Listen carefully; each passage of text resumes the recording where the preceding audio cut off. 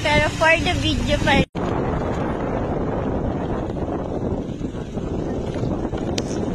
Hello guys, wala tayo ng bye-bye ngayon.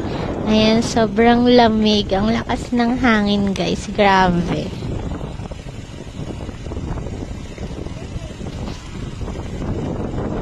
Ayan na si Windmill. Ayan, sobrang lakas ng hangin. Hindi kami makakalapit sa dagat. Naglamig. Kasi yung mga hangin niya, kasama sa hangin, umaambun pa.